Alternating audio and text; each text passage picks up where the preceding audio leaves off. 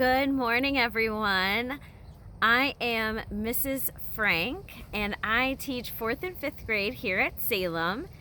And today we are continuing our series. If you were watching last week on Thursday and then this week Tuesday, I did parts 1 and 2 of a series written by our former vicar, Andy Jones, who's now a pastor in California.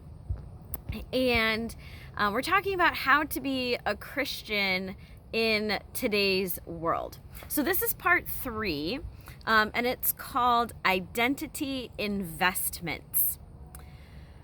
Since we started this series, the church and today's world have both changed dramatically.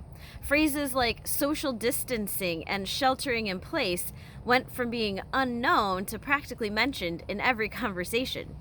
And side note, this devotion is coming to you from my house because one of our kiddos is currently in quarantine. So it's affecting all of us, right? Such change has really amplified a problem that's been overtaking the church and especially the United States for decades. What is that problem? Well, allow me to tell you a story. There once was a woman who was a pillar of her congregation. She served in every way imaginable: Sunday schools, singing in the choir, altar guild, holding every possible position on church council. You name it, she was doing it. Outside of the church, she had owned her own business, raised 3 children, and been happily married for more than 60 years. One morning, she fell down. She assured everyone she was fine and it was a clumsy mistake, but it wasn't. Her doctor had told her that she shouldn't be doing anything without a walker. But she didn't like to use it. In fact, no one even knew that she had this except her husband. Anytime someone came over, it was hidden from view. Her husband was starting to get worried about leaving her alone because he was worried she would do something dangerous, like go down the stairs when she wasn't supposed to, or climb up a ladder to change a light bulb. She refused to give anything up. Does this sound familiar? Why do you think people act this way? Why is it hard to accept new limitations? Well, it's complicated, of course, but the root comes from a form of idolatry. What is that idol? Independence. The independence idol has been forming in each and every one of our lives. The messages that we hear about who we are, about our identity, are shaped by 2 main factors. The first is what we produce, and the second is what we consume. What we produce is often related to our vocations. Maybe it's career, the role you play in your home or church, your family. Think about the first questions that we typically ask when we meet someone. We say things like, "Oh, so what do you do for a living? What kind of work are you in?" That's the first thing we know or we want to know about people. What kind of job do they hold? Or what sort of good are they producing for our society? But this desire to produce extends beyond one's career.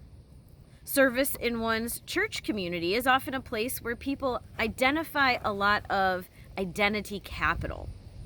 When a person retires from their job or place of identity, they end up saying things like, "I used to be an engineer," or "I used to be a police officer." Sometimes it's not a production role, but it's a consumption role. Maybe it's a hobby like golf, collecting something, traveling. But in each case, people begin to invest more identity capital into something of their own choosing. That way, when it comes up, "So, what are you doing now that you're retired?" you can quickly answer with, "Oh, I babysit my grandchildren 3 days a week." Or, "Well, we're visiting all the different countries now. We're up to 42. Okay, so that's probably not happening now in COVID. But understand, there's absolutely nothing wrong with these things. It's great to be able to travel, serve your family, serve your church. It's good that these shape our identity to some degree, but We must hold on to them loosely. The problem is we've over-invested in only active things, in things that we are choosing to do that are always about production and consumption. So what happens when these things come to an end? When you can't watch the grandchildren anymore? When your driver's license is taken away? When your body just won't let you do the things you used to do? I'm guessing you know somebody who has refused to give up their independence. This happens all the time. Now, in the days of sheltering in place, the idol of independence has taken center stage for all ages. Our freedom to do things as we choose has been severely limited. Have you been unable to get something at the store? I'm looking at you, toilet paper.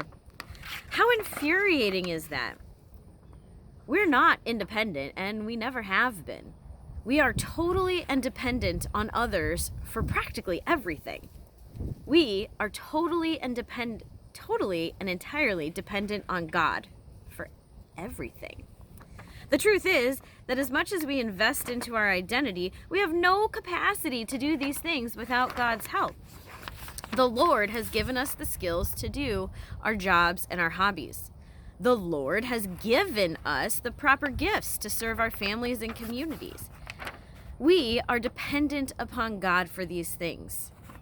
And as God takes these things away, inevitably and always, whether in a moment or a slow decay of time, what we produce is reduced to nothing. As Christians, we are defined by our dependence, by what God chose to do for us, what we receive. We are defined by things that cannot be taken away. When you can't gather for worship because of a pandemic, when you retire, when you can no longer serve in that organization you love so dearly, you are a beloved child of God. That doesn't change. It never will. You are a beloved child of God. As the church, we need to stop investing so much of our identity into what we produce, even when they're good. We need to stop this identity investment because it doesn't last forever. It can be taken away. We need to invest in what is eternal and can never be taken away. So, who are you? You are God's beloved child, holy and dearly loved, that will never change, that will never be taken away.